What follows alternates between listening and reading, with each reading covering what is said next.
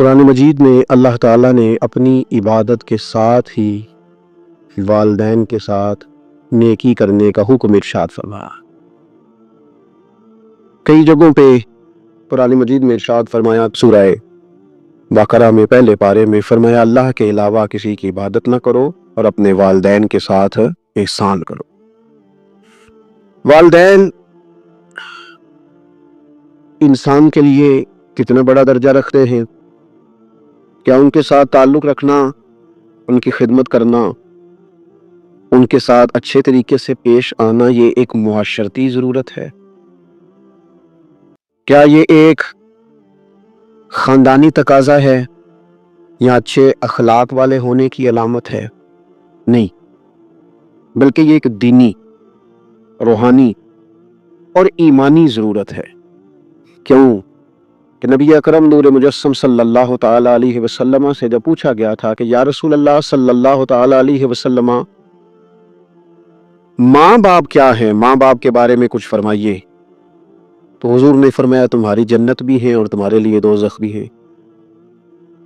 اگر تم ان کے حقوق اچھے طریقے سے ادا کرنے میں کامیاب ہو جاتے ہو، اگر تم ان کے ساتھ اخلاق عالیہ کا رویہ رکھنے میں کامیاب ہو جاتے ہو، اگر تم ان کے ساتھ محبت کا سلوک کرتے ہو، ان کو خوش کرنے میں کامیاب ہو جاتے ہو، شریعت اسلامیہ نے جو ان کے حقوق متعین کیے اگر وہ تم ادا کر لیتے ہو تو تمہارے لیے جنت ہے، اور اگر تم ان حقوق کو ادا کرنے میں ناکام رہتے ہو تو پھر تمہارے لیے دوزخ ہے۔ تو یہ ایک دینی، روحانی، ایمانی ضرورت ہے، اس کا ہمیں احساس ہونا چاہیے۔ ظاہر ہے ہم انسان ہیں اور والدین بھی انسان ہیں، ایسا نہیں ہو سکتا کہ ان کا رویہ ہمیشہ ہی ٹھیک ہو۔ یہ کیسے ممکن ہے کہ وہ کبھی خطا نہ کریں؟ یہ کیسے ہو سکتا ہے کہ کبھی ان کے رویے میں ترش روئی نہ آئے، وہ کبھی تلخ نہ بولیں؟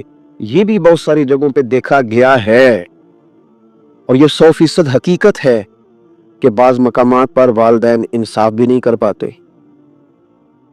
لیکن ایک مسلمان بیٹے کو کیا حکم دیا گیا ہے، اور اس سے شریعت نے یہ مطالبہ کیا ہے کہ والدین کا جو معاملہ ہے، ان کا جو رویہ ہے، اس کے لیے وہ رب کی بارگاہ میں جواب دہ ہیں۔ ساری عدالتیں دنیا میں تو نہیں نہ لگنی، ایک عدالت صبح قیامت بھی تو قائم ہوگی۔ اگر وہ کہیں کسی مقام پر، کہیں جگہ پر وہ کسی غلطی کا شکار ہے تو عند اللہ جواب دیں گے، ہم کیا کریں؟ تو حضور علیہ الصلوۃ والسلام نے فرمایا اگر تمہارے ماں باپ تم پر ظلم بھی کریں تو تم نے پھر بھی نیکی کرنی ہے، تمہارے رویے سے خیر ہی پھوٹنی چاہیے، تمہارے لب و لہجے سے ان کے لیے ہمیشہ خوبصورت رائے کا اظہار ہی ہونا چاہیے، تمہارے بازو ان کے لیے ہمیشہ کھلے رہنے چاہیے، اور تمہیں ان کے معاملے میں ہمیشہ اپنے رب کو جواب دینے کا تصور قائم رکھنا چاہیے، تمہارے اندر کہیں کمزوری نہ آئے۔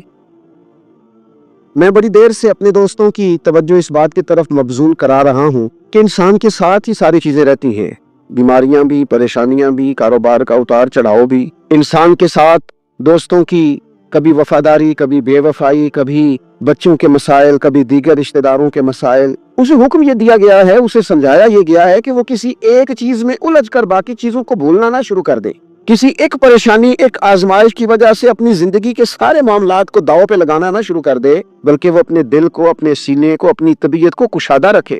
یہی معاملہ ماں باپ کے تعلق سے ہوتا ہے۔ ہم نہ ذرا دیگر کاموں میں بعض اوقات اس طرح کا الجھتے ہیں کہ اپنی اس اہم ذمہ داری سے ہم نظریں ہٹا لیتے ہیں۔ میرے نبی اکرم صلی اللہ تعالی علیہ وسلم سے ایک شخص نے عرض کیا تھا کہ یا رسول اللہ صلی اللہ تعالی علیہ وسلم، میں نے نہ تیز دھوپ میں جلتی اور تپتی ہوئی زمین پر کئی میل کا سفر اپنی ماں کو اٹھا کے اس طرح کیا ہے کہ میرے پیروں میں جوتے نہیں تھے۔ اس پوری بات کو پھر سے آپ سمجھے بھلا میں نے کیا کہا؟ یعنی گرم زمین پر گرمیوں میں چلنا ایک انتہائی مشکل کام ہے، اور پھر گرمی اگر عرب شریف کی ہو اور صحرائی علاقہ ہو، اور پھر آپ نے ایک شخص کو بھی کندھوں پر اٹھایا ہوا ہو۔ یا رسول اللہ صلی اللہ تعالی علیہ وسلم، گرم موسم میں گرم ریت پر ننگے پاؤں ماں کو اٹھا کر میں نے میلوں کا سفر کیا ہے۔